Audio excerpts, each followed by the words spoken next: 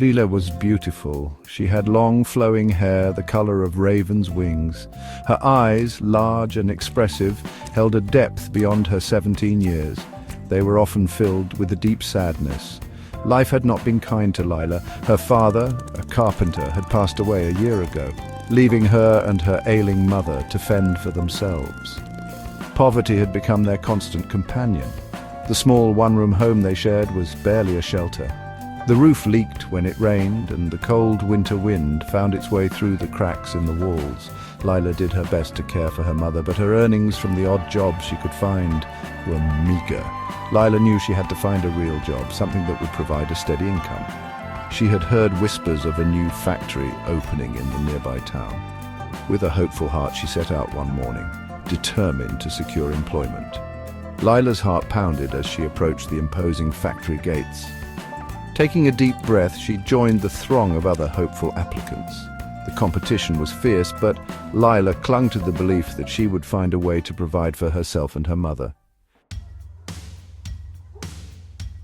Ethan was not your typical 19-year-old. Born into wealth and privilege, he had the world at his fingertips. His family owned a successful business empire, and Ethan was groomed to one day take the reins. Yet, beneath the veneer of affluence, Ethan yearned for something more. He was tired of the superficiality that seemed to permeate his world. The constant fawning of people only interested in his family's money left him cold.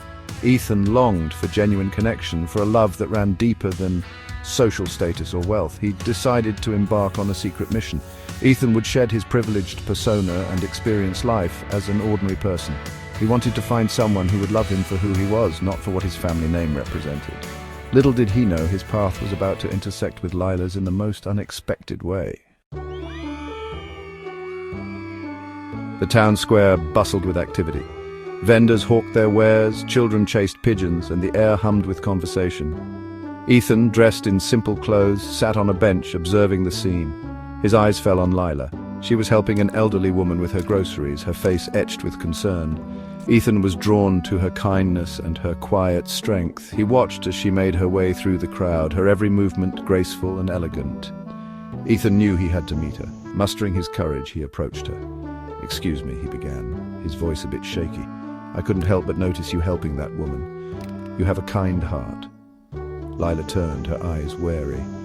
She had learned to be cautious, especially around strangers. "Thank you," she replied politely, taking a step back. Ethan extended his hand. "I'm Ethan," he said, a disarming smile spreading across his face. "And you are?" Lila hesitated, her instincts telling her to walk away, but there was something about Ethan's eyes, a sincerity that she found hard to resist. "Lila," she murmured, her voice barely a whisper. Their initial interactions were awkward. Lila, guarded and wary of Ethan's interest, kept him at arm's length. Ethan, however, was undeterred. He found himself drawn to Lila's spirit, her resilience in the face of adversity. He spent time with her, listening to her stories, sharing his own, carefully edited version of his life. He would often walk her home after her long days at the factory, their conversations flowing easily despite their different backgrounds. Ethan found himself falling deeper for Lila with each passing day. Her strength inspired him, her kindness touched his soul, and her beauty took his breath away. Lila, too, began to warm up to Ethan. She found his cheerfulness infectious, his presence a source of comfort in her difficult life. Yet a part of her held back. She was acutely aware of their social differences. He was a wealthy young man, while she was a poor factory worker. Could their friendship ever be anything more?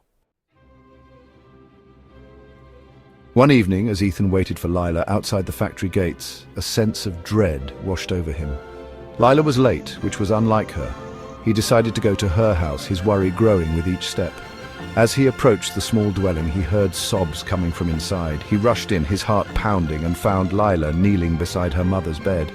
Lila looked up, her eyes filled with a grief so profound that it stole Ethan's breath. Her mother, her frail hand clasped in Lila's, had breathed her last. Ethan had never felt so helpless. He knelt beside Lila, his arms enveloping her trembling shoulders, offering her the only comfort he could, his presence. In that moment of shared grief, Ethan vowed to be Lila's rock, her support system, her everything. Section 6. A Promise Kept. The days that followed were a blur of funeral arrangements and hushed condolences. Ethan never left Lila's side. He took care of everything, shielding her from the harsh realities of their situation. Lila, lost in her grief, clung to Ethan as her only source of solace. One evening, as they sat together in the dimly lit house, Ethan spoke.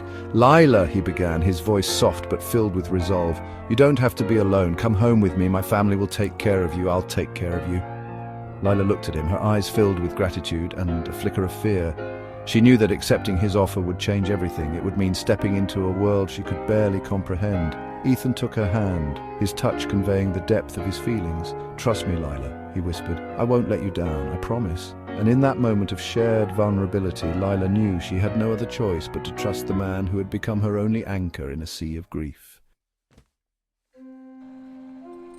Section 7. A Mother's Heart. Ethan's family home was a far cry from Lila's humble abode. The sprawling mansion, with its manicured lawns and imposing facade, took Lila's breath away. She felt out of place, like a delicate wildflower transplanted into a formal garden. Ethan's mother, a woman accustomed to a life of luxury and order, was taken aback by her son's unexpected guest. She couldn't understand why Ethan would bring home a girl from such a different world.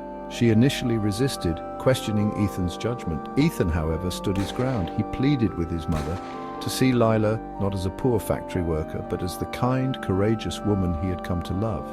He spoke of Lila's strength, her resilience, and the depth of her character. Section 8. Acceptance and Love. Ethan's mother, though initially resistant, was a mother first and foremost. She saw the love in her son's eyes, the depth of his commitment to this young woman who had captured his heart.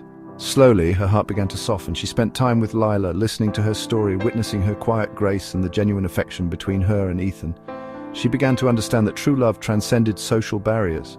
She saw the potential in Lila, her intelligence and eagerness to learn. Ethan's mother embraced Lila not just as her son's future wife, but as a daughter she never had. She recognized the inherent goodness in Lila's heart, the strength she possessed that belied her tender years. The family rallied around Lila, offering her support and love. They understood that Ethan had found something rare and precious, a love that money could not buy.